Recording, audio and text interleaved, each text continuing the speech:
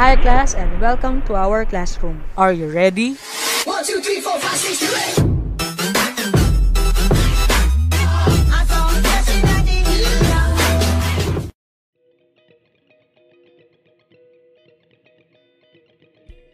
8. Another thing na magandang gamitin sa PowerPoint natin under Insert tab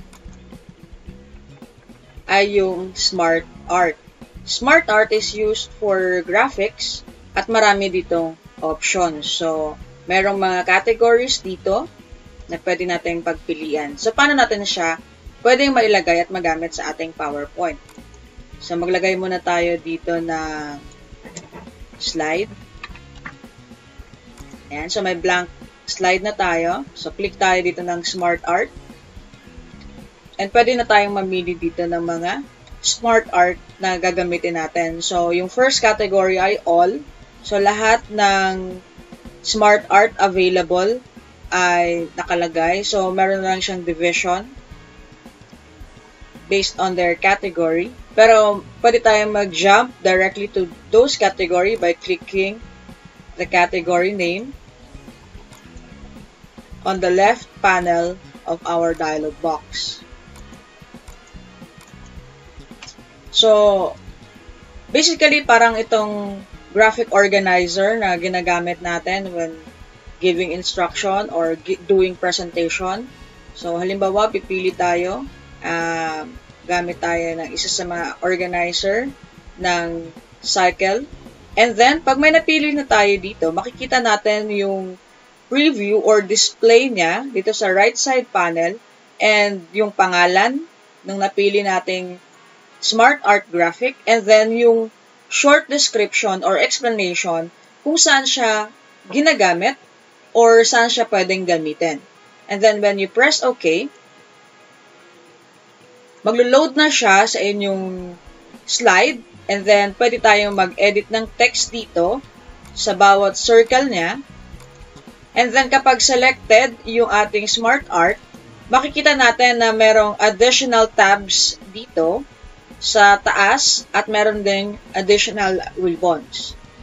Okay? So, meron tayong SmartArt tools na nag-exist kapag selected yung SmartArt natin. Sa first additional tab, which is Design under SmartArt tools, so meron siyang mga icons na pwede natin gamitin. So, may mga options to. Makikita ninyo, kapag tinapat natin yung mga cursor natin under layouts, mag-a-adjust siya.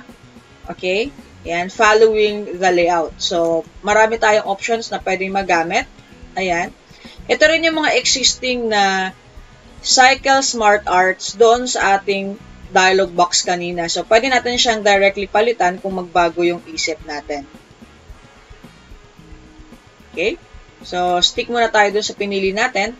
And then, dito naman, meron tayong SmartArt styles na pwede natin gamitin din to modify our SmartArt presentation. So, physical appearance ng ating SmartArt yung ma-adjust dito or ma-modify dito.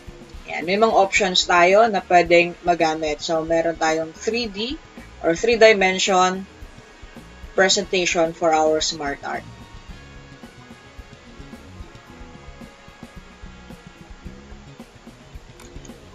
And then we can also change the color of our SmartArt here. So, pwedeng iba-ibang color.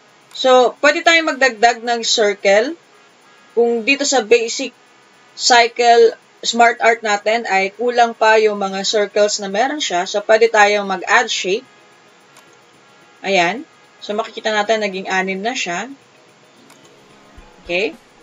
And then, pwede naman natin siyang i-demote kung saan mababawasan naman yung mga shapes niya. Okay. So, yung mawawala or yung mababawas ay yung last shape na added natin doon sa ating SmartArt.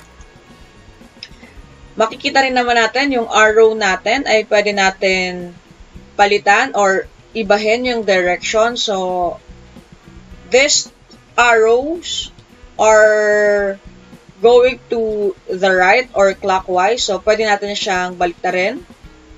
Okay? Maging counterclockwise. Okay? And then, meron ditong maliit na tab for the panel of our SmartArt. So we are just going to click that, and then the panel will appear on the left side of your SmartArt. So dito, pwede tayo mag-type in ng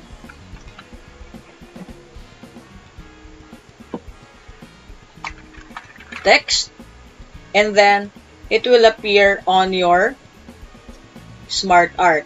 So, hindi naman kailangan sa text pane magsusulat. So, ito ay text pane. Pwede naman din tayong magsulat doon sa ating SmartArt image. And then, it will appear on our text pane. So, pwedeng dito i-click sa tab or dito sa ribbon niya. Okay? Pareho din naman mag-a-appear yan. And then, meron tayong move up and down icon dito. So, nag-switch up lang sila or pwede natin switch down. Okay? So, ang gagalaw naman dyan is yung selected shape ng iyong SmartArt.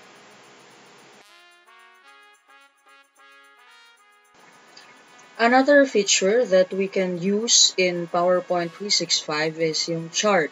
So, sa mga previous version ng PowerPoint, may chart na. So, ito yon. Okay, so the same features ng charts natin, kapag pinili natin yan, ay lalabas yung dialog box natin kung saan nakalagay yung mga categories of charts natin or yung collection of charts na pwede natin magamit sa ating presentation. So, oftentimes, nakikita natin to sa Excel, pero this time, gagamitin natin siya sa PowerPoint. So, paano natin siya may lalagay ngayon sa slide natin? So, maglagay muna tayo dito ng new slide. And then, click natin yung chart natin dito. And then, pipili tayo ng isa sa mga category na nakalagay dito sa ating dialog box. So, halimbawa, ito yung napili natin. So, ito yung preview ng chart natin. Pinapakita naman yan. So, namamagnify naman yung preview ng chart natin kapag tinapatan natin ng cursor. Okay, so halimbawa ito na yung napili natin. Press lang natin yung OK. And then, maglo-load na siya. So, makikita natin dito na pwede natin i-modify yung chart natin dito kasi meron siyang extension na Excel. So, pwede natin ilagay dito yung table na ginamit natin sa Excel para lumabas automatically yung chart na kailangan natin for our presentation. So, halimbawa, lalagyan natin ng data yung table natin. So, halimbawa, ganito.